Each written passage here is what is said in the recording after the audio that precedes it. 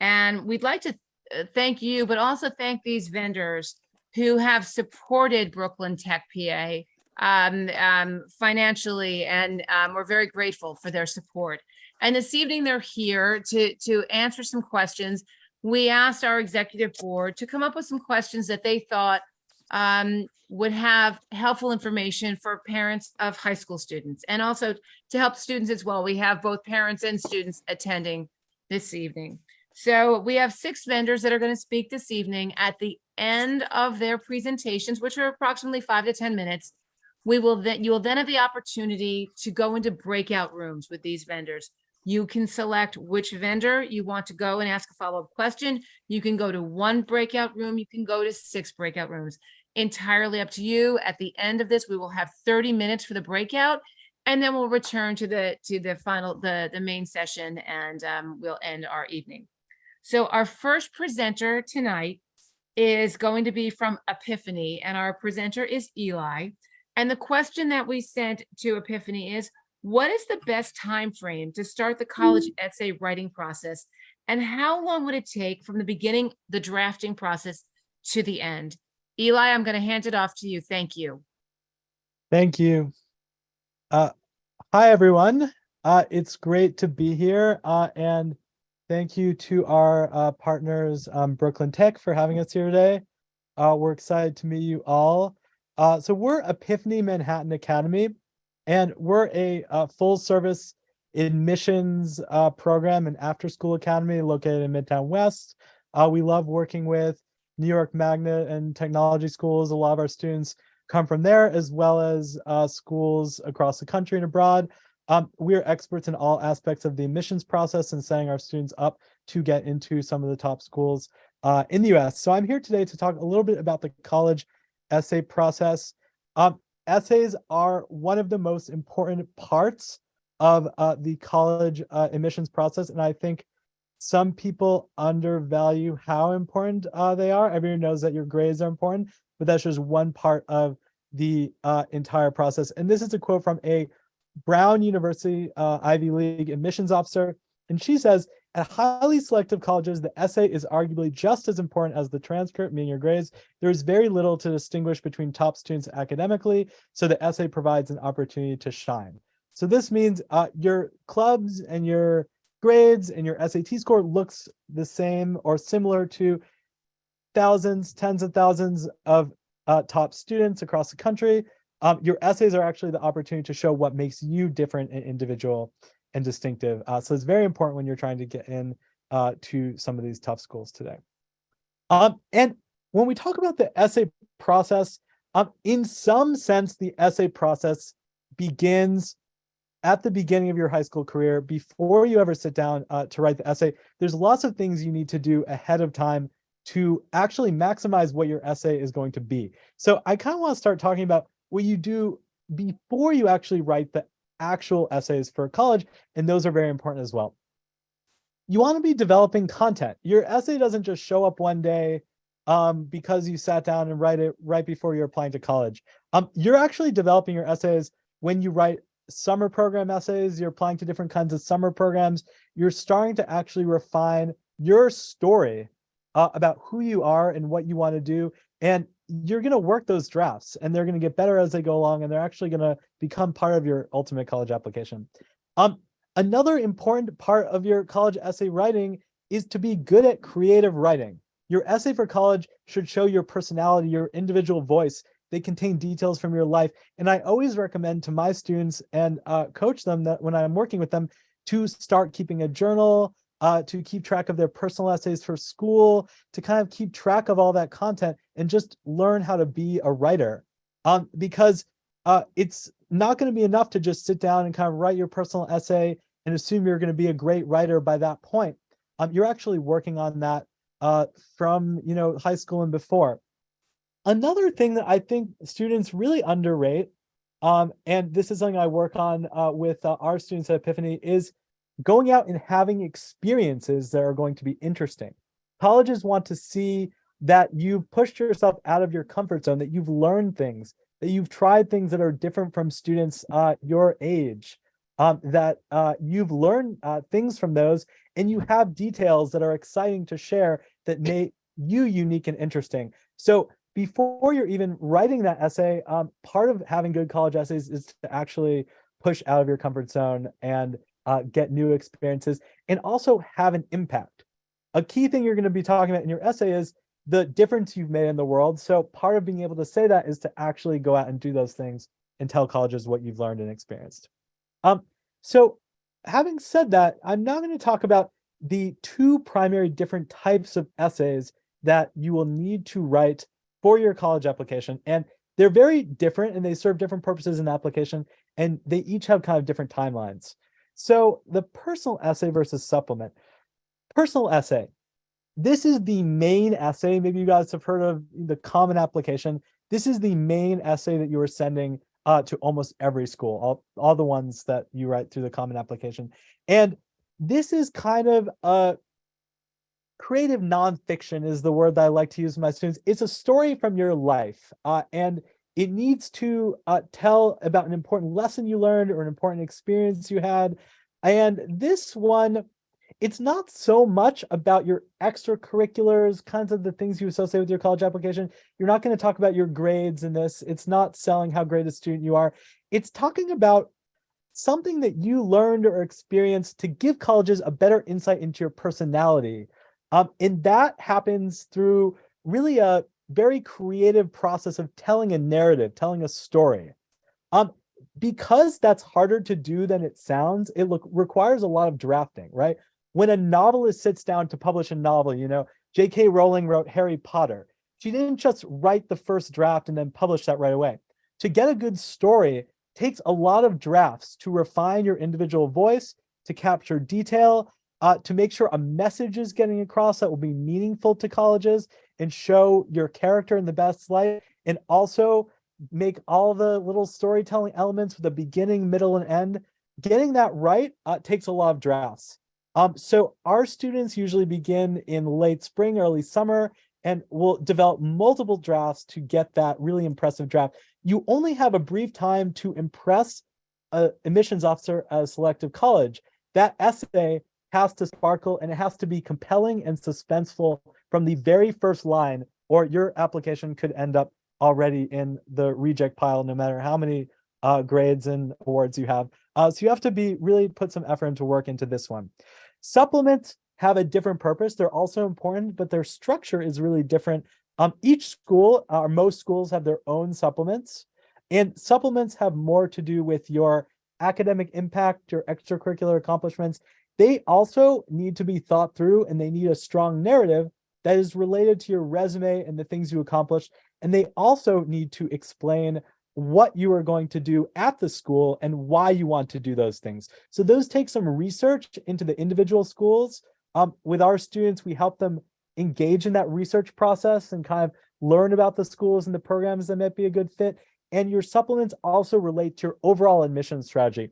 So you kind of have to figure out how you're going to present what you want to do and why through the supplements.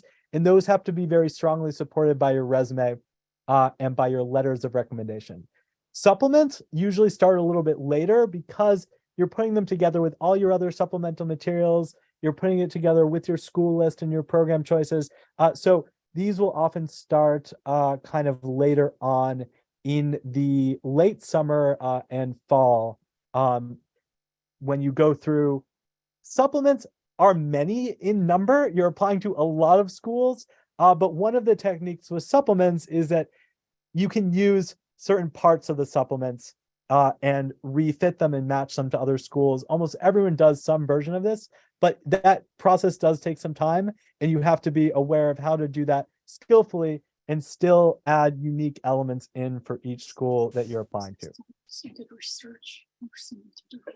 Oh yeah, one last thing I put on there that I should say, supplements are not just supplemental essays. When you submit the supplement, you also want to think about portfolios if you have an art talent, business case studies if you're in business, research if you're in STEM, and you're submitting those kind of along with the supplements. So those also take time and energy to prepare. So you definitely want to be working on all of that starting at least the late summer before you're applying, after you've kind of picked your school list and you have your list of supplements. So we organize that very carefully with our students that come to Epiphany.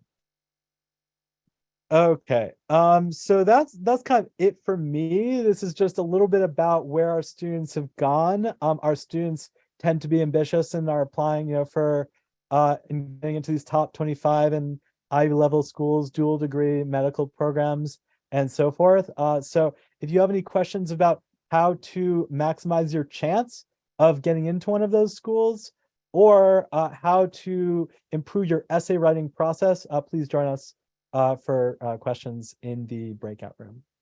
Thanks.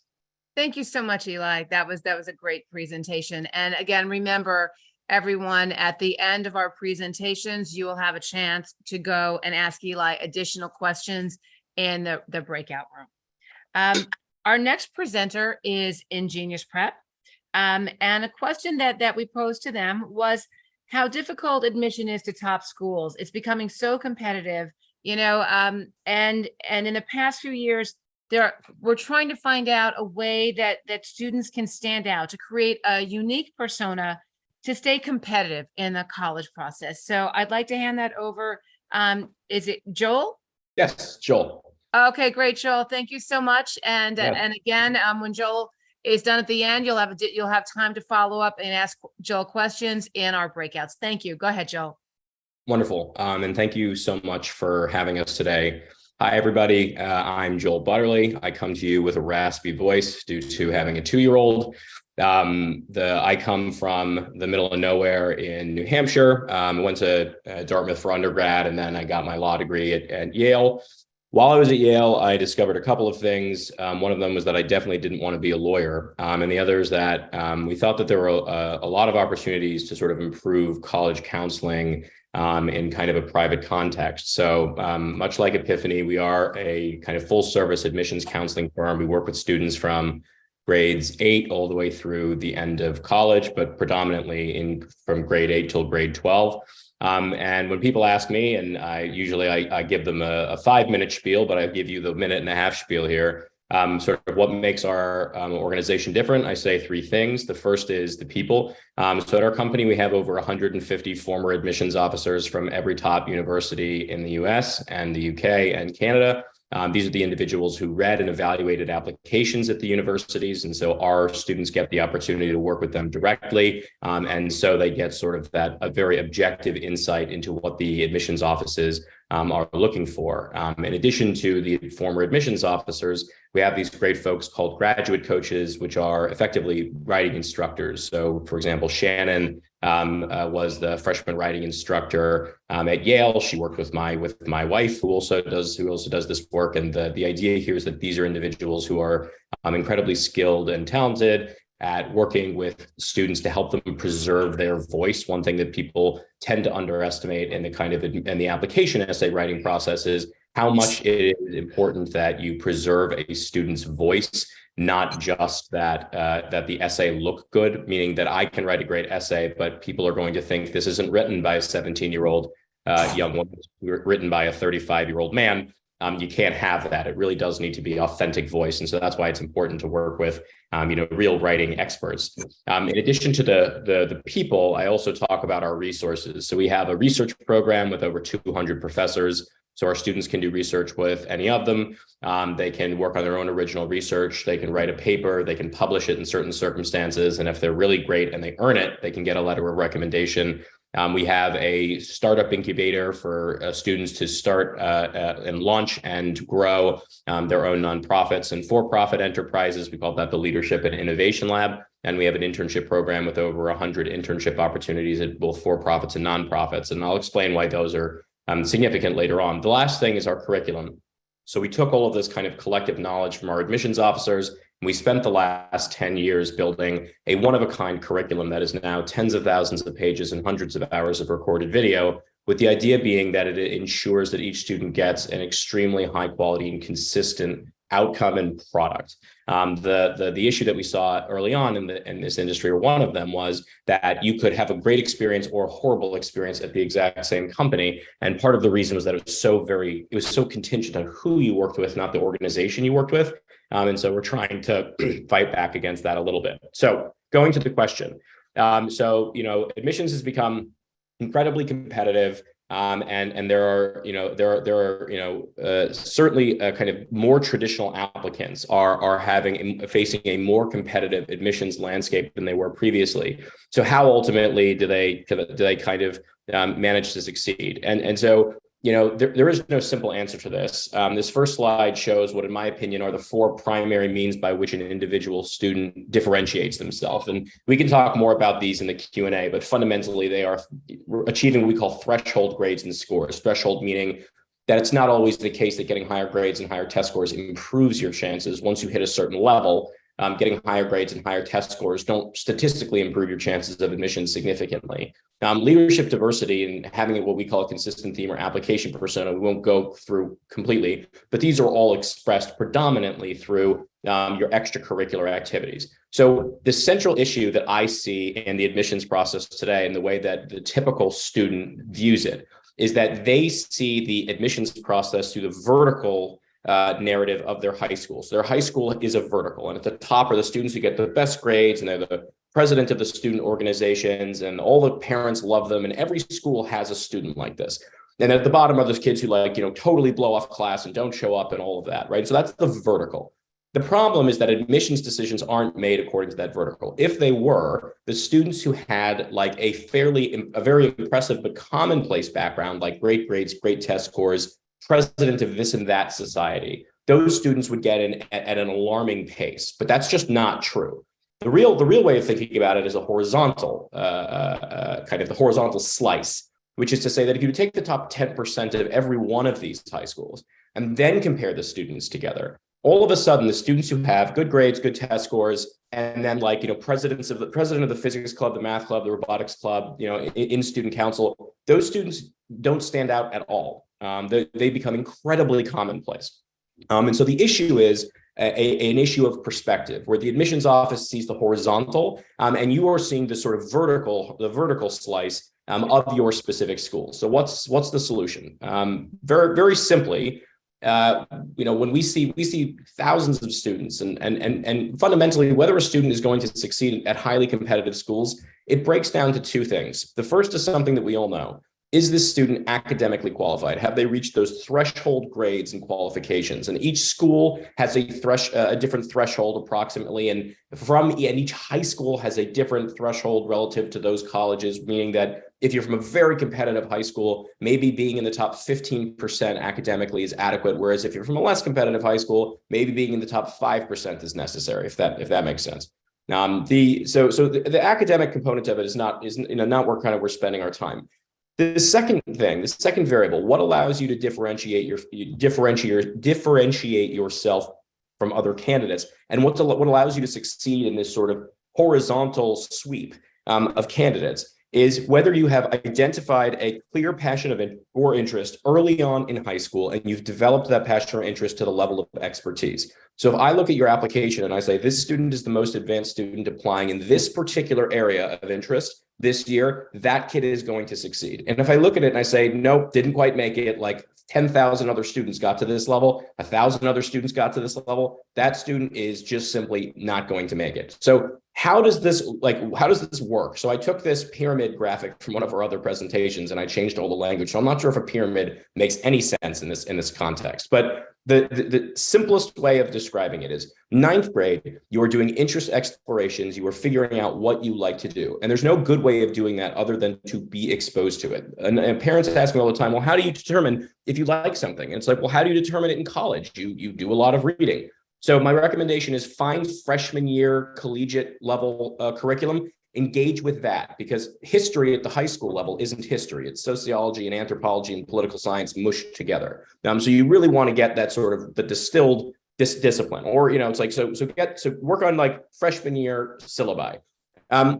Figure out what you're interested in. In 10th grade, you're laying the foundation. That means that you're doing a couple of extracurricular activities that are in school or in your community related to that particular area of interest, right? You want to have like a whole persona around this interest, and you want to find community service activities that are related to your interest, right? I don't want to see you doing Habitat for Humanity I mean, it's a great thing to do, but for the purposes of getting into college, I don't want to see you doing that unless you want to be a carpenter. Find something, if you love computer science, teach computer science to students who don't have access to computers. That's a much better use of your time. Now, in 11th grade, and this is where sort of our resources come into play, I want to start seeing you developing capstone experiences. Those come in my opinion, into 3 categories. You can do valuable internships, you can do advanced research of your own and publish, or at least submit for publication, and you can launch something of your own, whether it's a company, a nonprofit, or a media platform. Those are the 3 that I see that consistently demonstrate I have expertise in my given field. You'll notice I didn't say competitions. And the reason is that, in my opinion, they're a bad return on investment. So if you're getting number 1 at ISTEF, that's great for the admissions process, fantastic. But the chances that you win are very, very slim. And the amount of time you have to devote in order to win is enormous. It's another way of putting it is it's putting all of your eggs into one very unlikely basket. So my preference is to use competitions as an educational tool, not as the primary strategy. Just like I would say for most students, athletic recruitment is like a backup. Don't put all your eggs in that one basket. These capstone experiences that I've described are therefore the means by which you demonstrate your expertise. And then in 12th grade, you can expand upon this. You publish your paper, you expand your program. We've had students who raised hundreds of thousands of dollars and hired dozens of their own peers as colleagues and partners. That's kind of it. At the end of the day, I think if you distill admissions to its simplest, it is those 2 variables, and the expertise variable is all about sort of figure out what you're interested, lay the foundation, capstone experiences. I was timing that. Let's see. Joel, that was spot on. Thank you. And I have to say, so informative, and I have to tell my children that they really need to step up. What they're doing, that was really great information. Thank you so much. And again, everybody, if you have additional questions for Joel, we're going to have breakouts at the end of our presentations. Thank you so much. Wonderful. Our next presenter is going to be Leah Murnane from Princeton Review. And the question that we've posed to Leah is, what's best to demonstrate how well-rounded a student is, or how specialized and rare a student's interests are for the purpose of college admission? Leah? Thank you so much. I'm just pulling up my slides real quick.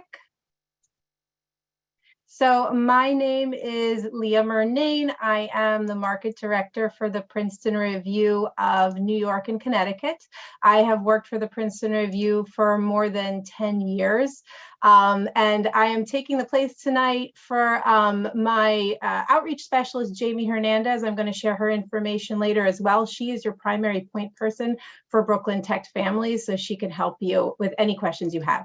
Right there on the screen, you should see a QR code. You can scan that QR code, and I'll also put a link in the chat that will allow you to get a follow-up email from us, as well as to be entered to win a free course raffle. We're raffling off an SAT 1400 plus or ACT 31 plus course. So you may know that the Princeton Review is an education company. We've been around helping students get into their dream schools for more than 40 years. You might know us best for SAT prep. And of course, if you have any questions about the digital SAT, we are uniquely positioned to assist families with the upcoming changes. So I'm sure I'm going to get a lot of questions like that in the breakout room. I'm happy to field those. But we are actually not just test prep. We can help folks with all aspects of the college admissions and application process. So talking about the topic today, it's important to understand how colleges see the admissions process, not just from the student perspective, right? Because you can more easily find and get into your dream schools if you know what they want in dream students, right? And I'm going to echo a lot of what my colleagues are saying tonight. But you know, I could put up a slide with record numbers of why colleges or how colleges are being so selective. But I think it's good to just go back to the basics and ask, why are colleges selective? Selectivity simply means that a school is using an application process to admit some students and reject others, right? All selective colleges are selected for the same reason, and that's just because they have a select amount of spots for admissions. So every school knows how many students they'll accept each year based on previous data of what % of accepted students ultimately enroll, and the fixed amount of spots in their freshman class. So for example, Harvard's admit rate is only 3.43%, right? But every admissions officer, contrary to what you believe, they're not looking for reasons to reject students. They're looking for reasons to admit students. They would like to admit many more students than they can. So they have to find the right students for those spots. Their job is to build a diverse freshman class. They don't just want to accept the top students, they want the right students across a number of different factors. And you can stand out as well-rounded in the main factors that colleges consider. So admissions officers are looking for students who will add to their campus community, be school leaders, lend a variety of experiences to the classroom. So they use a holistic review, which is a process that looks at every applicant as a whole person. Your applications will include some or all of these, and this list might make it look like all of these factors matter equally, but they don't. Some students incorrectly think that if schools want well-rounded students, and they should try to do as much as possible. Like even if your grades suffer, you joining that one more club could be worth it, right? Or they might think that because admissions officers are building a diverse freshman class, that they as an individual student must have a diverse range of interests. But like my colleague just said, neither of these is the case, right? Every year we survey admissions officers for our best college rankings books, and we're asking them what they're looking for in applicants. And there are lots of factors for admissions officers to consider. And we ask them to rank them as very important, important, or other, right? And one factor always places as the most common, very important factor. The most important thing they care about, first and foremost, is your grades, right? They do want well-rounded students. And well-rounded students have strong grades, right? The key word is student. The best predictor of how well you're going to perform academically at their college is how well you perform academically in your high school. So when you submit your transcript, it's going to show your unweighted and weighted GPAs, or if schools don't have weighted, they'll rescale it to put everyone on a level playing field. And often a class rank is included. But what many students don't realize is beyond these top line numbers, admissions officers also see every single grade you got in every single class in high school, your entire transcript. And what they're looking for in your transcript are not just the grades that you got in your classes, but the classes that you chose to take, the rigor of your high school program. So in order to demonstrate that you're challenging yourself academically and that you're capable of doing college level work, you can choose to take AP courses and, of course, the corresponding exams, right? While the SAT and the ACT measure students on test taking skills, AP exams test you on subject knowledge, and they demonstrate learning from a course. And once you actually get into a school, they might be able to get you some college credit as well. So to compare two students, like highly selective admissions officers have to do all the time, right? You have outstanding students and there's narrow differences between them. This is why you always hear about them wanting to see more information, right? So here's a data point that a college admissions officer can use, right? Two students took the same tests. Student A performed better. And many college admissions officers want to see more than just SAT and ACT scores. AP exam scores are never going to be the first thing that they're looking for, but they can be that extra element that pushes an applicant over the edge and gives you an advantage of standing out as a well-rounded student in the process. And of course, we know selective schools do still value the SAT and ACT, despite test optional policies. Here's a statement from the director of undergrad admissions at Yale. I think that the audience I'm speaking to, none of you would dispute the fact that, selective schools are still looking at scores.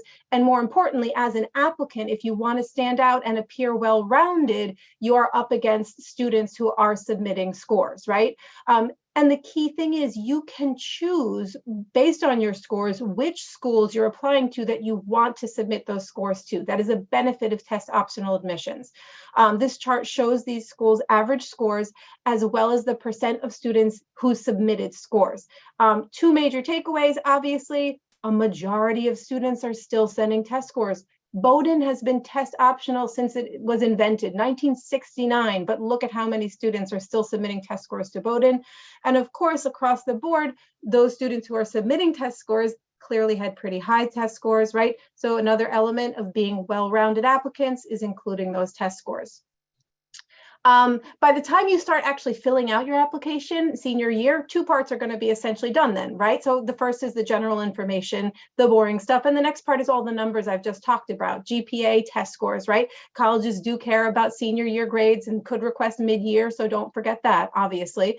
But finally, your submissions, the personal elements that my colleagues have just been talking about, these can really help you stand out to your dream schools. And these are the more subjective factors that admissions officers consider, and where you can showcase your specialized and unique student interests, right? So your personal statement and the other essays, this is a chance to show who you are as a person. It's also a chance, again, for them to judge your writing abilities. So this is where you can show something different than your activity list and accomplishments. Too many students think it's another chance to just show your resume. Don't waste that opportunity. And then, of course, letters of recommendation, right? This is showing what you're like in the classroom, vitally important. But finally, the extracurricular activities you've done, we just heard a lot about that. The activities you've chosen to do the most for the longest amount of time, show them what you might continue doing on their campus, right? So each of these elements combined show different things about you, and some reveal different things in similar ways, right? I mean, reveal similar things in different ways, right? So if there's evidence that you're a strong student in your GPA and your test scores, that should also come across in your letters of rec and your essays, right? And evidence of strong personal fit with the college should definitely come through your essays, extracurriculars, and your letters of recommendation.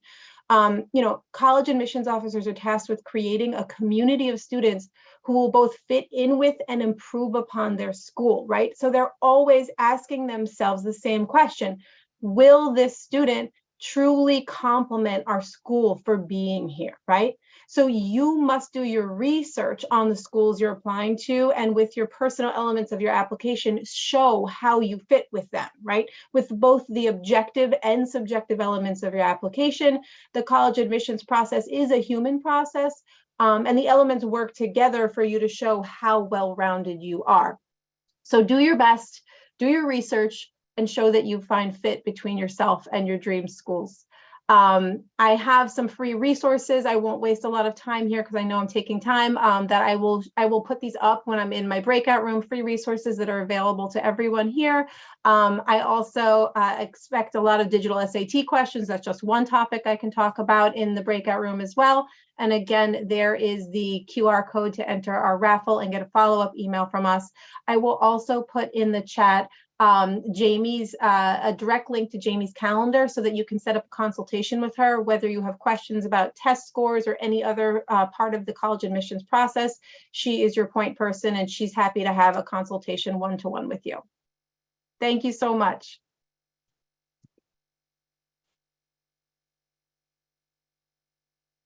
Oh, you're on mute. Thank you very much, Leah. Sorry, I couldn't until you unshared your screen. Thank you so much. That was a great presentation. And we will see you again, everyone. You have an opportunity to visit the breakout rooms for each of our presenters. If you have a question for each of them, we have 30 minutes, so you'll have time to get to each of them. And we're going to move forward now to our next presenter, which is Queller. And that will be Bill Rettig. And Bill's question that we've asked Queller to discuss is: how early or late should our students start thinking about college admission? Bill? Thank you, Kim. Let me share my slides.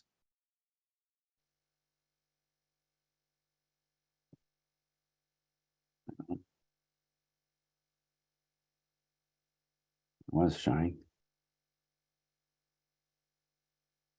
Let me introduce myself first as I dig up my slides. So I work for Queller Prep. We're a turnkey solution. We provide test prep at every level: SAT, ACT, and the specialized high school admissions and everything like that. But we also do college advice and financial aid advice. And we've been doing it for a number of years. It's a growing part of our business. And what I bring to the table is I have been recruiting for the University of Michigan, coordinating with the admissions office at the University of Michigan for 22 years. And so I have a lot of experience dealing with communicating with students, with parents, families, and really sharing a lot of insights into the process. It's a very, as we learned today, the speakers preceding me shared a lot of wisdom.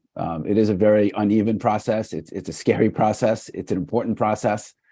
So a lot of time is really, it's in the interest of families to invest a lot of effort into this process. In addition to all of that, I was also the PTA president of my son's high school. That's Townsend Harris. So I'm a local Queens product. So I've been involved in the city for many years. So I know the landscape. I've worked with so many families from New York. And my approach and Quella's approach is really to customize, individualize the college advice process. So every student is different. Every student has different personality, different interests.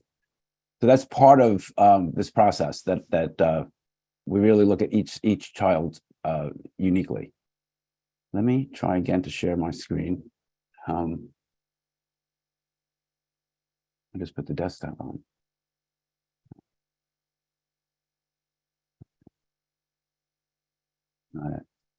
There it is. Is that? Can you see that? Okay.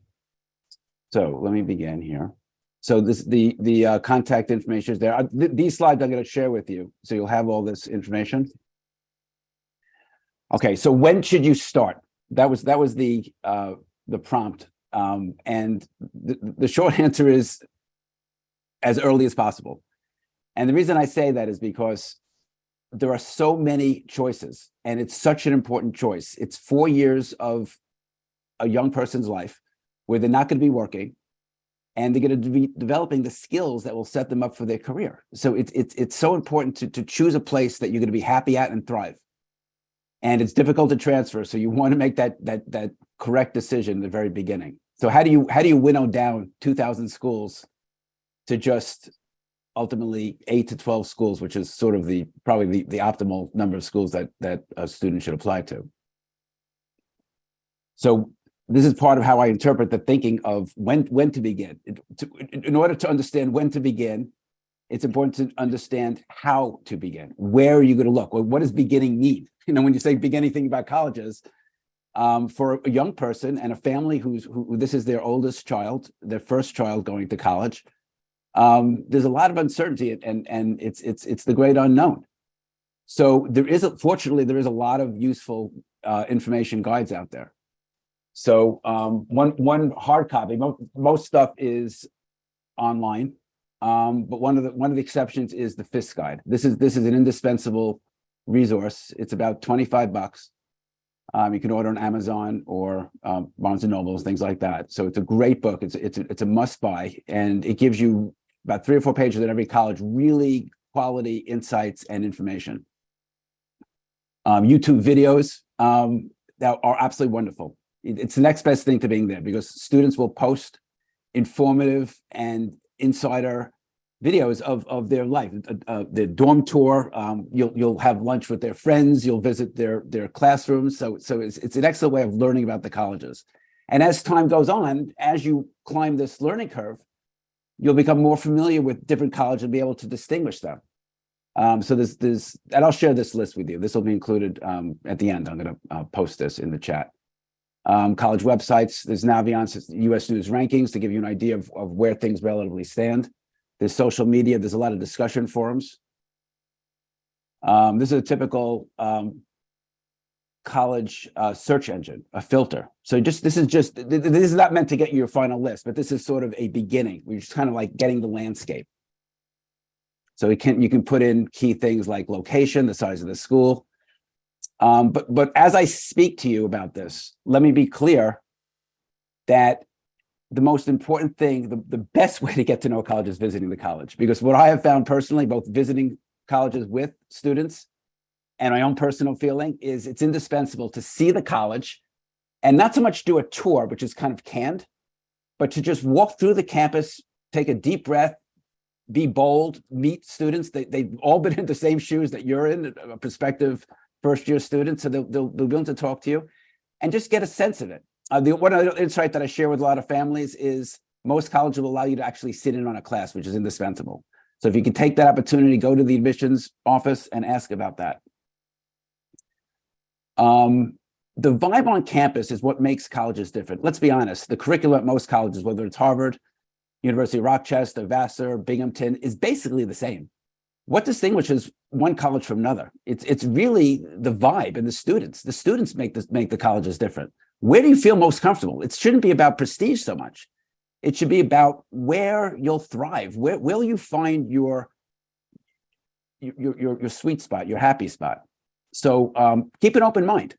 One of the dangers is students tend to follow the herd. So each high school, Brooklyn Tech, there's been a history. So students tend to go to local schools, the SUNYs and the private colleges within the New York metro area. Try to keep an open mind and be broad thinking, because there's so many wonderful choices out there. So it's a knowledge game. So these are just some of the screenshots from some of the YouTube videos. One of my favorites is Dominique Cynthia. That's on the upper left. She has a wonderful series. It's all 73 questions. And she goes to about 40 colleges asking the same questions. It's really informative and wonderful. Again, these slides I'm going to share with you. So this is just examples of how you learn, climb this learning curve. When should you start? And when you do start, the sooner the better. When you do start, these are the kind of resources that are quality. I mean, you want to learn about a college, go read the newspaper. You'll see from the ground up what students are talking about. Read the editorials. What's hot on campus. College websites are wonderful. They really try to inform families, students about the vibe on campus, because that's their job. They're not trying to hide anything. So see the college, explore the campus, the college websites. They're wonderful. And of course, the social media discussion forums, College Confidential and College Vine are two of my favorites. I'll share a doc that has all this stuff. One of the most overlooked, wonderful parts of the college landscape of those 2,000 colleges are the smaller liberal arts colleges. To give you an example, at the elite private high schools, like Collegiate, Trinity, Dalton, those parents are paying a lot of attention on schools, and they have 50% of their graduates go to liberal arts colleges, but the same number at Tech is maybe 3% to 4%.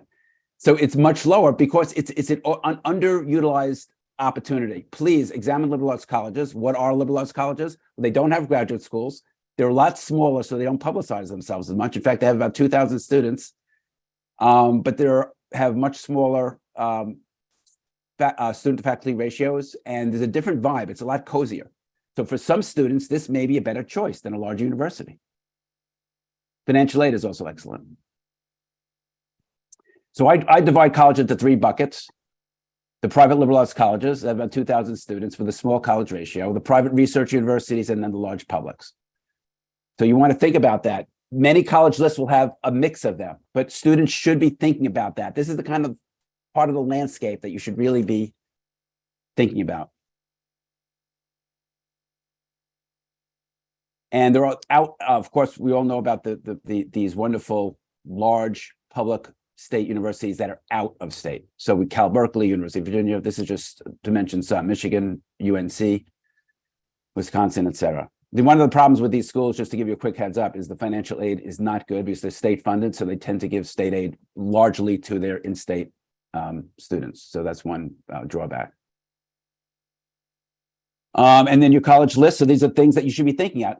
When to begin thinking about it. As you're thinking about it, you're cultivating your list.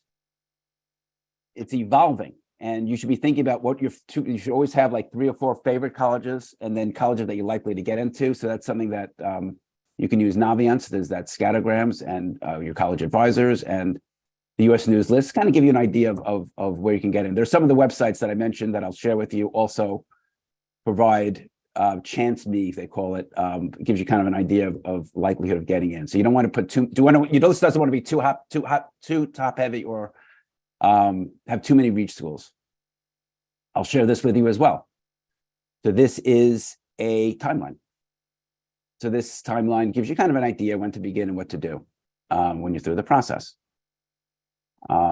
Yes, start thinking about it now. It gets most intense senior year September, October, those 2 months are where it's all going to happen. The rubber's really meeting the road because the first deadlines are first half of November, early decision, early action. So you don't want to cram it in. You want to have a really smooth process.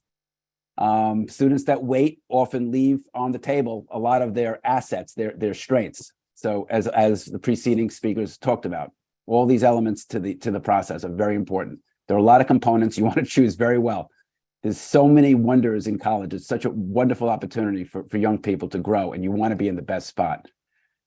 So with Quella Prep, let's be in touch. And any other follow-up questions, I'll be in one of the breakout rooms. Thank you so much. Bill. Thank you so much. And that was a great presentation.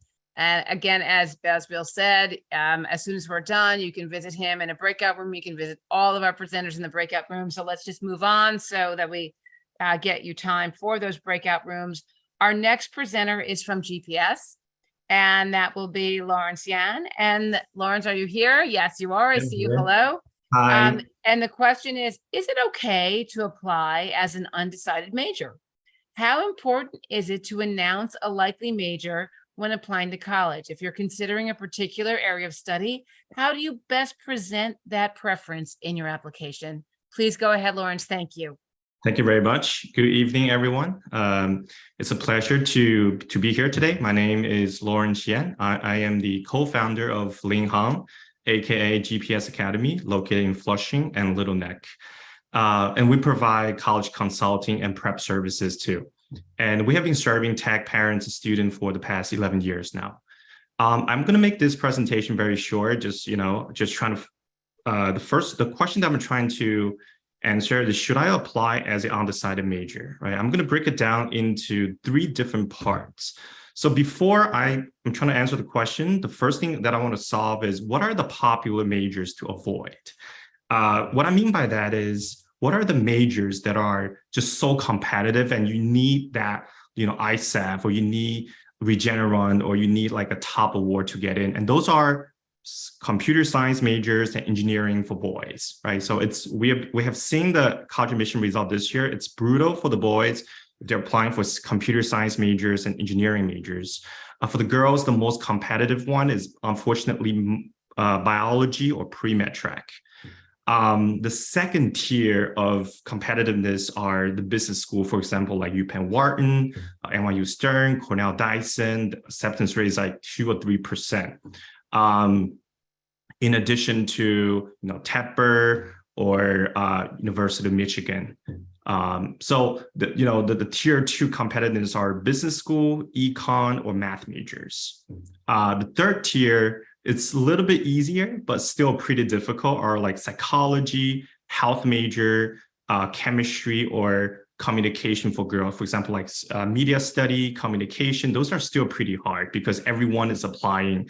If they don't have like a special STEM track, typically kids apply sociology, anthropology, communication, right? So that's also pretty difficult. Now we know that, those are the most difficult majors. That goes back to the question, when to decide, when to go undecided, single major or double major. So I created this chart where I break it down into single major, double major, undecided, and which one to pick. Okay, so in my personal experience, I personally feel like for single majors, you should be applying to unpopular majors. For example, like if you want to do linguistic, if you want to do history, if you're doing philosophy, you can go with a single major, right? But you have to back up with strong activity, and you have to have very good awards, passion projects in order to back up that single major. If you don't have that kind of credential, we suggest that you do a double major. For example, if you're applying like a very popular major, for example, mechanical engineering or say electrical engineering, computer engineering, you should have a second interest. You have a second major that could differentiate you from the other competitors so that your application can be more appealing, right? But that second major or second interest has to be actionable and presentable, right? So say, you know what, let's say if you want to do mechanical engineering and your second major is philosophy, right? It's actually pretty difficult to build up your resume with a philosophy major. It's not easy to present it unless, unless you have some very, very special talent. So for example, like in this case, you could actually go with, for example, like history, right? You can combine mechanical engineering with history major. That's a lot easier because there's so many things you can do with history. You can do a history research paper, for example, Concord Review. You can do competitions like the History Bee and Bowl, National History Day. It's a lot more actionable when you're talking about something that's like major like history or sociology. And what type of students should go undecided are the students who have a lot of different interests, but they don't have any strength, right? Those are the only type of student that should go undecided, in my opinion. So which one should we go for? My recommendation is to always do double major. So unless a school, sometimes when you're doing a Common App application, they only allow for one spot. You can only do one major. That's okay. You can add your second major element into the supplemental essays. So basically my recommendation is always do double major and keep adding minors, unique elements into your profile so that you can differentiate yourself from the competitors. And what I meant by create profile early on and pivot quickly is that, so say you initially decided to do mechanical engineering and philosophy, right? But after say 3 months, 6 months, you felt like your second major, nothing's going on, you can't really do anything with philosophy, you should pivot quickly, right? So you should pivot to something that's easier to do. Okay, so let me move on. All right, and the last question is, how do you best present that preference in your application? So there are 4 different things that you can do to best present the preference in your application. The most common type is the common application activity section. You have 10 slots, right? You have 10 slots to demonstrate your interest, and you can be very strategic about it in the sense that you can move like the major related ones up there to showcase your passion. The second way to showcase your preference in the application is through the additional information section under the personal statement. So there's a spot for 650 more words, although I don't recommend that you use up the entire 650 words to showcase your preference in your application. And the third format is through outside recommender. The outside recommender is not, if you guys are using Naviance, it's not through the Naviance, right? It's through the other recommender in the Common Application portal. And you can invite, like a volunteer coordinator, or it could be a coach. It could be some kind of a nonprofit organization that can present the preference in your application. The last part is a portfolio, right? A portfolio can be art portfolio, makerspace, like maker portfolio, or it could be visual, like music portfolio. That could also present the preference in your application. So those are the 4 elements which I think are the best way to present your preference in the application. All right. So if you need to, so I provided the information from my assistant. If you are interested, you can scan it. This is also the QR code for our company. And thank you so much for listening.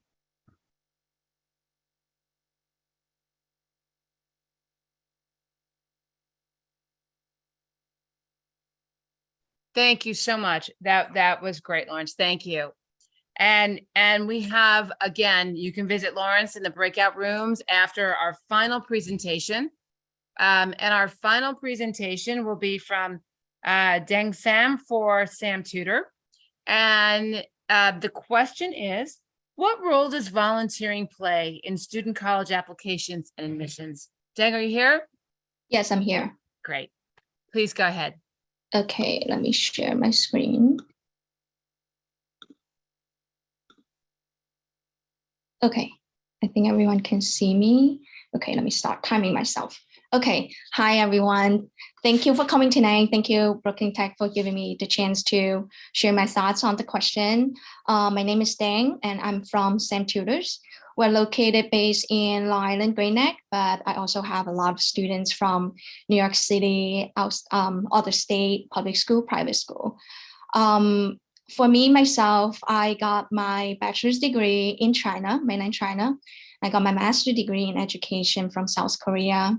And then I got my education, PhD education in United States. I know, a lot of traveling. I think the niche for our organization is that we are highly customized service for the students. But small scale, we don't really have that many students every year. So that's why we form a very close, intimate relationship with every student. And I always connect my graduated students with my current students, and they will, introduce each other to more network opportunities like that. So that makes me feel good, proud of my work. All right, so let me go back to my presentation. I'm sorry, let me go to my slideshow. So I picked this question because I feel like I got so many questions from the parents and the students about volunteering. Okay, and they have so many misunderstandings about this question. So I was like, good, this is a good opportunity for me to share with them. So I want to start by talking about the misunderstandings about volunteering. See if you hold one of them. Okay, I hear about this all the time. The first one is, I have to do volunteering for college application. Otherwise, I can't apply. And that's not true. Okay, there's no such a requirement. Do you have the option to put in your volunteer community service? Yes, but you don't have to. Some high schools, they might have the graduation requirement for you to have maybe 20 hours, 30 hours to graduate from high school. But in terms of applying for college, no, you don't have to. Okay. The second misunderstanding is that I have to show proof for volunteering hours, because I got this question all the time. They'll be like, hey, I need to call the organization because I did it there, and I need them to give me a paperwork, a certificate, okay, to prove that I did there for 50 hours last year, and I have to submit. And I'm telling them, no, you don't have to submit. Okay, when you put the information into your Common App, which is college application system, you can put in, I did this volunteer work in 10th grade and 11th grade, and I did this many hours. Okay, so the parents or the students will be like, you are telling me I can just put in this many hours in, and they're not going to check my hours. They don't need me to offer any proof. I'm like, no, they don't. They'll just take it on the face value, and that's it. So that comes to the third question. The first reaction, they will be like, wait a minute, you are telling me I can just write it down? Okay, so I'll tell them, it's not that you can lie about your volunteering. Okay, and I'll explain why. So those are the three most asked questions about volunteering. So let's first talk about why is volunteering so important, right? Why do the college look at it? They'll ask about it. And in fact, in a lot of the college, in their supplement, they will have this essay. We call it community essay. So normally they will ask about your experience of involving in your local community, or you've done something to make your community a better place, and you want to write an essay about it. Nowadays, I think a lot of the universities will have that essay. Okay, so why do they want you to write that essay? First, they want to look at your local involvement. And I'm emphasizing local. Okay, what have you done to make your people around you better? The second is you want to show your consistency. And by that, I'm not saying that you go to a volunteer this weekend and you do something and you're done. Okay, and you're going to put it down. I'm not saying that's not a good thing, but I'm saying that you won't be able to show your consistency.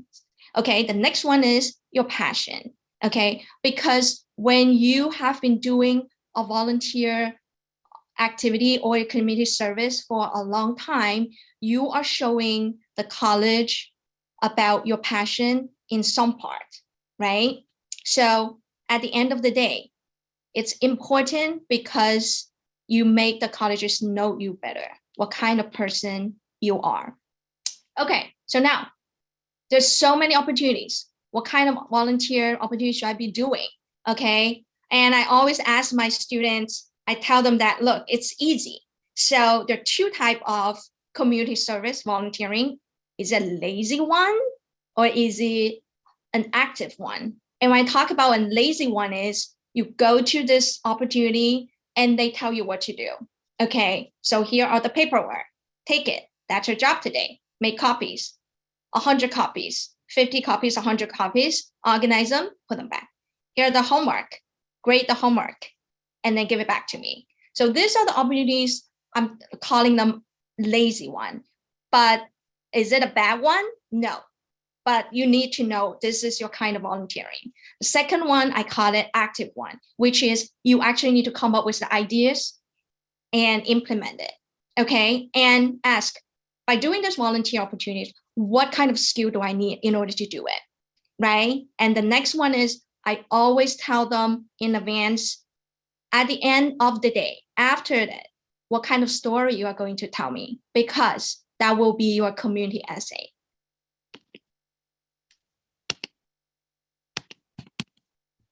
Sorry. Okay.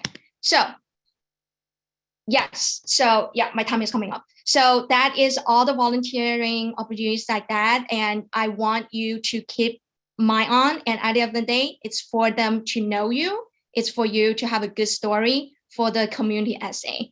And hopefully I can answer more of your questions later. Thank you.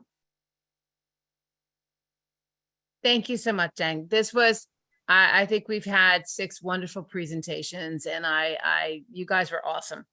Thank you so much. And at this time, what we're going to do, and hopefully everything is going to work out. Everyone has a recent version of Zoom. Let me just add a couple more people into the event. We are going to give you the opportunity to visit 6 different breakout rooms. You've heard 6 different wonderful presentations with lots of information, and you are welcome to go to all the breakout rooms. Pick the one you like the best. And then after you get your question answered, move on. And we have 30 minutes in the breakout room. So please move around. That's the wonderful thing about Zoom right now. You can move from room to room.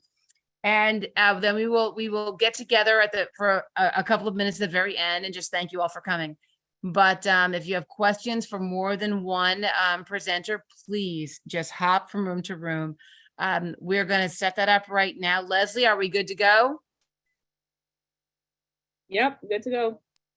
All right, so everybody, I'm going to go to the Princeton Review. We will have somebody in each room to help you if you have any questions. The presenter and our facilitator will be in one of the 6 rooms.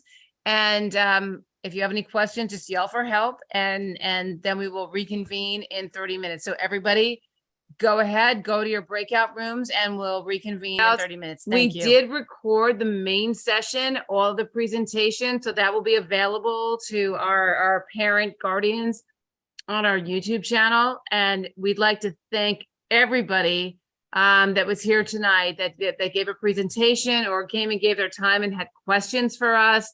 Mia, do you have something before we end the meeting? I mean, I think we can stay on and including those vendors, because I think we can discuss about we have the budget about essay writing, and I would like to ask their thoughts and maybe the possibility to work together. So we can let the parents lift first, and we can turn off the stream live, and then we can talk about that. I mean, PA members and the volunteers and also the vendors, if they want to stay, then we can stay to discuss that. Because just now I just went to 2 rooms and asked two vendors. One, they have they don't provide essay writing like only, they have a package, including, you know, choosing the college. And then another one, they could provide essay writing. So I think that could probably, it's a possibility for us to, you know, to work together.